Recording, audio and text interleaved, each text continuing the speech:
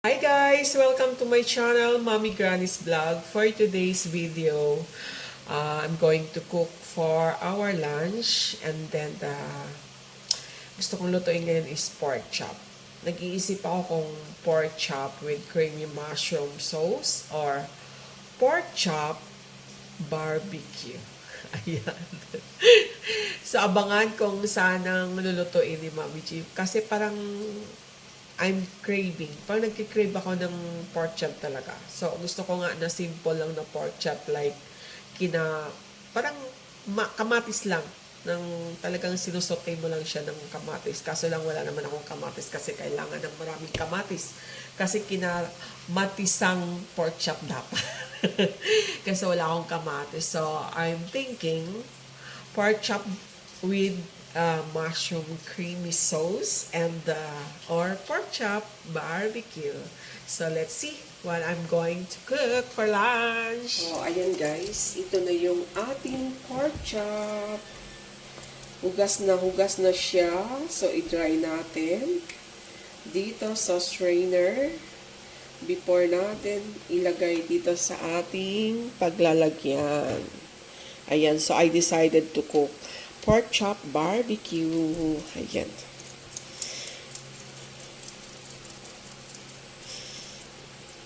Pasyano.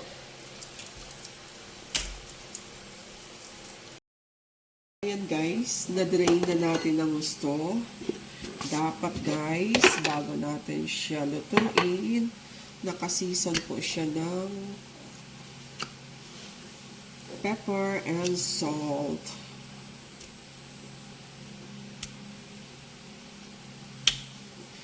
Para malasa na siya. Although mamaya magdagdag pa rin tayo ng salt and pepper for the taste, pero kailangan nakababad na to siya kaagad para mag-concentrate na siya. Supposed to be mas masarap kung gabi nyo pa to nakababad sa salt and pepper. Pero ako, hindi po ako nakapag-decide kung ano talagang lutuin. So, i-leave lang natin to for 15 minutes na mag-soak. At saka tayo luto ng ating pork barbecue. Actually, bit ko magluto ng pork barbecue kahit wala akong sesame oil, but I need to buy sesame oil kasi wala na pala akong sesame oil. Ayan. Ayan. Iwan muna natin to guys. Para mag-concentrate na siya dyan. Alam niyo naman, ang salt and pepper is partner. Partner in crime. Sa masarap na luto, diba? Ayan guys, after 15 minutes of babad, kasi baka mag-lunch na si Kuya Doki. Andito kasi si Kuya Doki. Magpainit na tayo ng ating kawali. Siyempre, sa ating kawali ay maglalagay tayo ng ating mantika.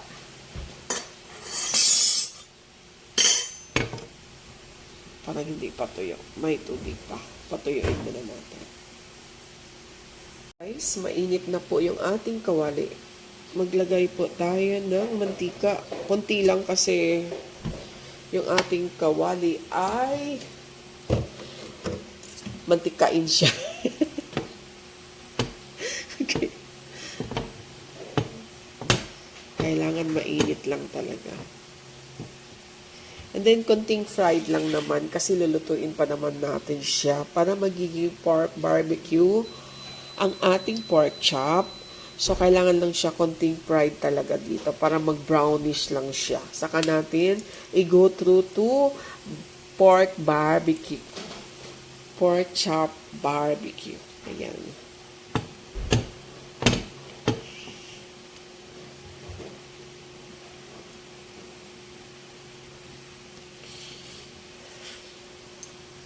Mainit na siya. We'll drop our pork chop na naka-season na to.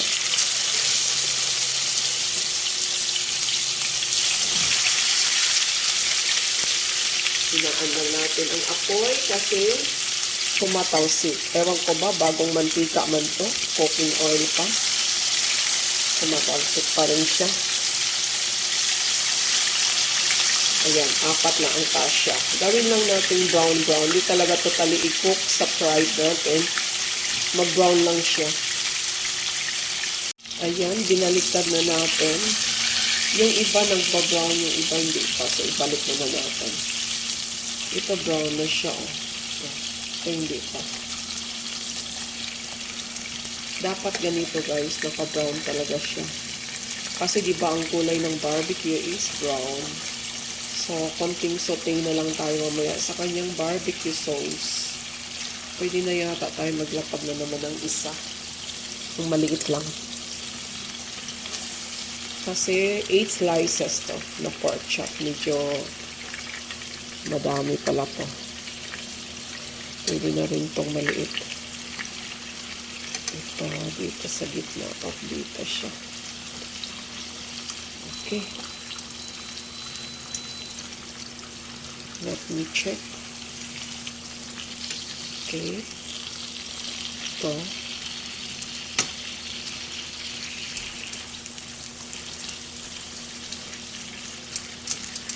Okay.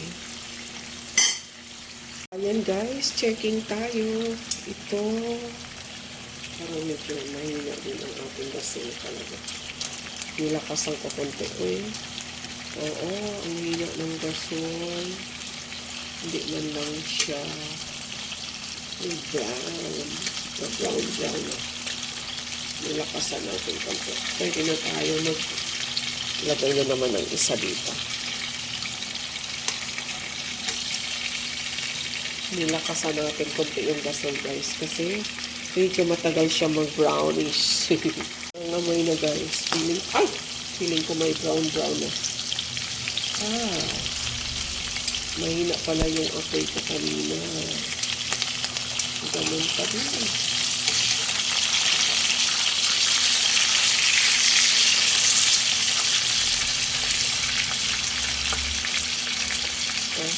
Wala pa din. Ito pwede na.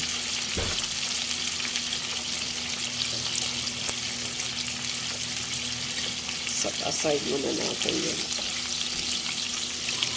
Last drop natin. Kasi 8 slices lang man to. Ayan.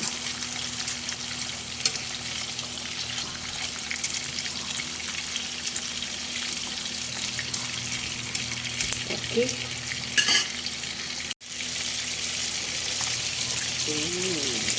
Medyo brown na. Nilakasan natin ang apoy guys. Mabilis siyang mag-brown. Kasi parang aabutan tayo ng siyam-siyam din sa apoy ng gasol kanina. Okay.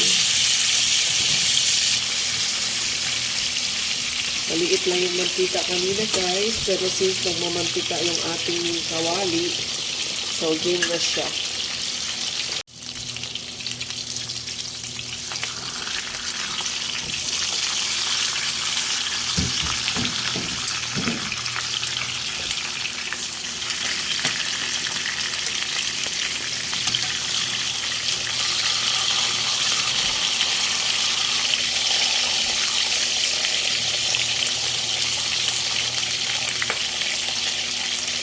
Ayan, konting kembot na lang guys. Patayin na natin guys kasi tumatalsik na siya. Ayan na. This is burn, I think.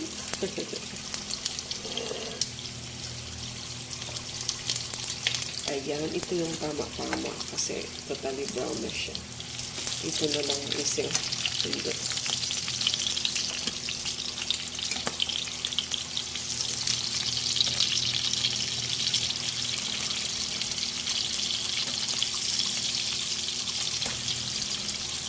Kapatay na yan, iwan muna natin sa plate. Sayang yung init ng mantika.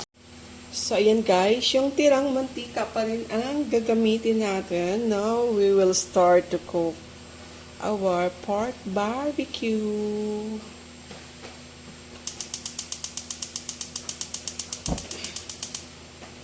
Okay. Tansya-tansya lang to guys ha. Hindi ako nalagay talaga sa ano. Okay, oyster sauce. Ayan. Oyster sauce.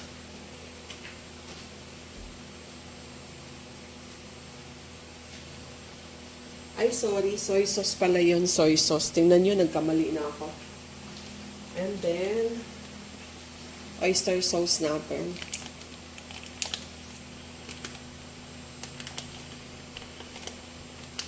Ito yung luto, guys, na hindi na kailangan ng onions and garlic. So, nakakatipid ka rin dito.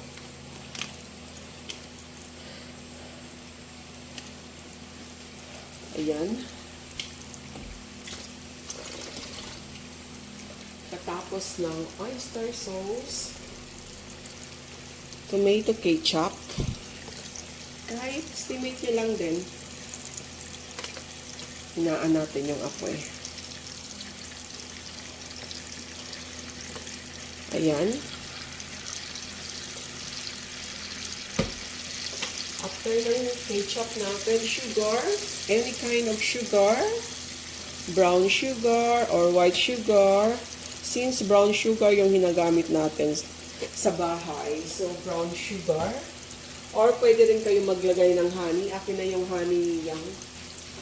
And then, kung may sesame oil kayo, pwede rin kayo maglagay ng sesame oil. Paano ba to? Lumabas na ba to ganito? Or buksan? Buksan mo. Ay, ito na. Maglagay rin tayo ng konting honey since may honey pala tayo kasi nagdala-dala si Kuya Doki ng honey. Okay. And then, black pepper again to give more lasa. And then, i-sticky muna natin to. Okay. Baka matuyuan na tayo. Maglagay na tayo ng water. While magpapa-sticky tayo sa ating sauce.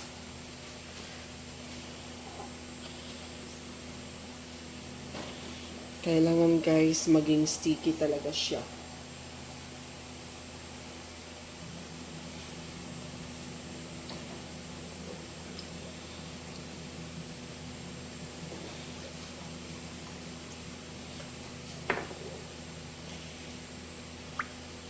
Okay, then i-drop na natin yung ating pork chop na naka-fried kanina para magiging sticky yung ating sauce. Naka-concentrate na po yung ating pork chop dyan.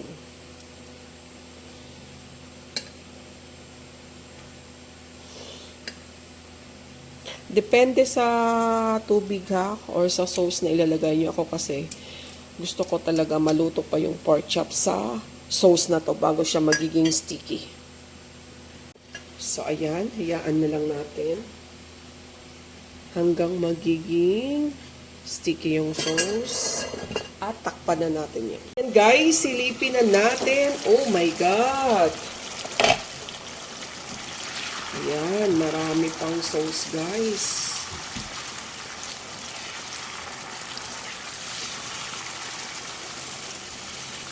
Itong sauce guys, kahit ito na lang ulamin, masarap na. Di ba?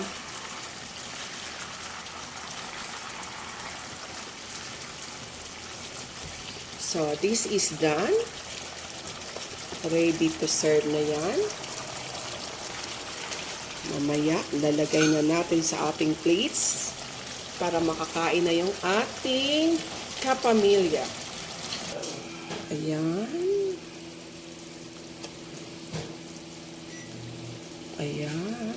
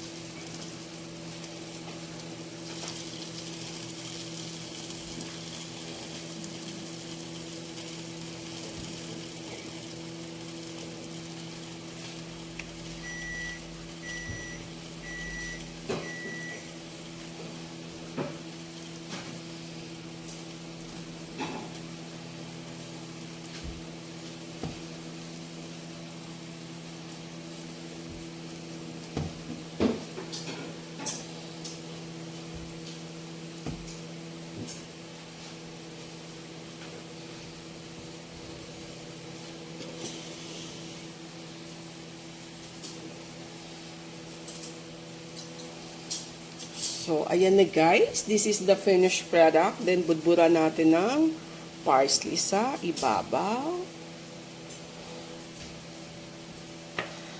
So, here you go. Ang sarap, di ba? Kainan na. Ready to serve and ready to eat. Let's eat, guys!